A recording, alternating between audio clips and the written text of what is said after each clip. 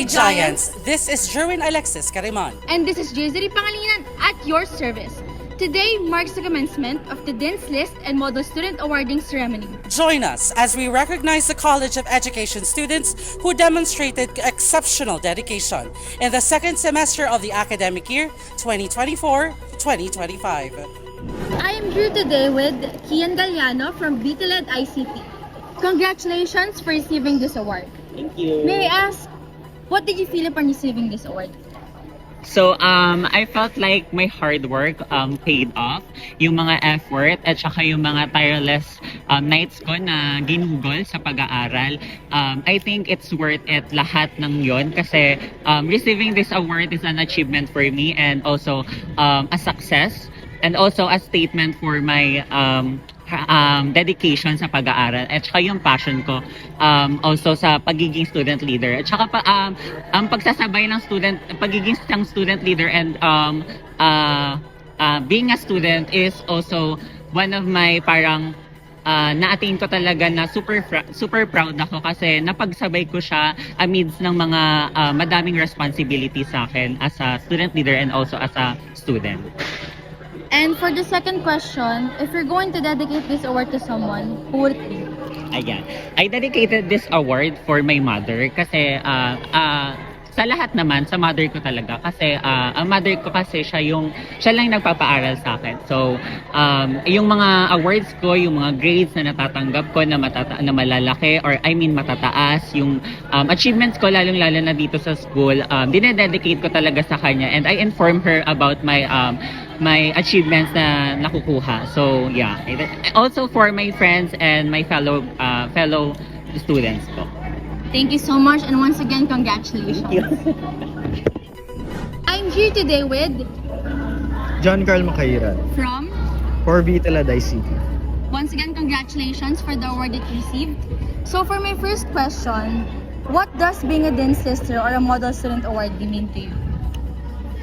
For me, it is not just a certificate, but a way of us showing how capable we are, and also a way to how to motivate ourselves in the near future to be efficient as educators. And for the next one, if you're going to dedicate this award to someone, who would it be? First and foremost, I dedicated it to myself because I push a lot of efforts to have it, and to my family also because they are one of the people that motivates me, so I climb it into it. Thank you so much and once again, congratulations. Today I am here with Ms. Charlene Pablo of 3BEN, one of the most recognized model students of the second semester. So I would like to say congratulations for your recognition. For you, what is your definition of being a model student? Bilang isang model student kasi hindi lang yung uma-attend ka sa kahit anong mga activities inside the school or outside man yan, di ba?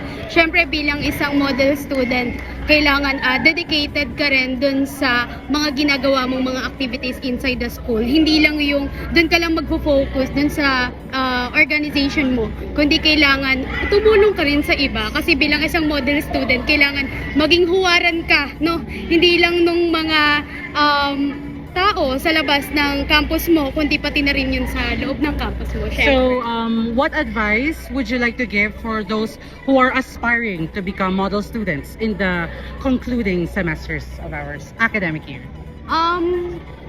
Yung simple lang naman, maging paano ba to? Paano ko ba siya sasabihin? Sige lang. Ayun lang, yung kumbaga, mahalin lang nila yung passion nila when it comes sa pagli-lead, no? Mahalin lang nila yung passion nila kasi hindi naman doon nagtatapos yun eh. Kagaya nga nung kanina, 'di ba? Bilang isang future educator, kailangan meron tayong initiative and also kailangan meron tayong collaboration.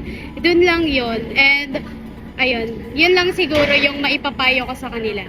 So, may gusto ka bang batiin for your to dedicate your award for this semester?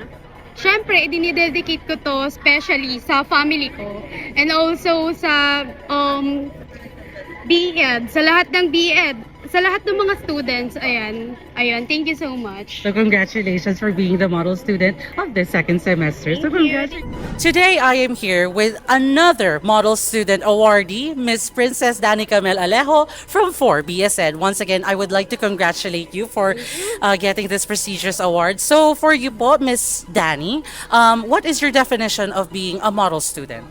For me, being a model student is just more than being a student, of course. It is showing leadership beyond what is required for them. For example, I don't want to make na-example ni sarili ko. So, I'll just, example, Miss Maria J. de Guzman, a co-student of mine, and a model student also. So, she performs responsibilities, duties, beyond her responsibilities. Kumbaga parang she goes above and beyond sa kung ano ba yung kailangan niyang gawin.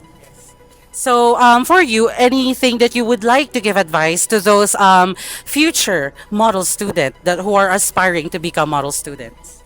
So, in getting a model student award kasi, ang required dyan is the certificates, right? And I'm hoping na sana yung mga model student na makaka-receive next time is those talaga na model student talaga, and not there just for the certificates, but those who are really there during the times na kailangan talaga yung leadership and participation. Thank you so much. Anyone who would you like to dedicate your model student award? Okay. So this model student award is for my mother. Hi, Ma. Hello po. This is all for you. I love you.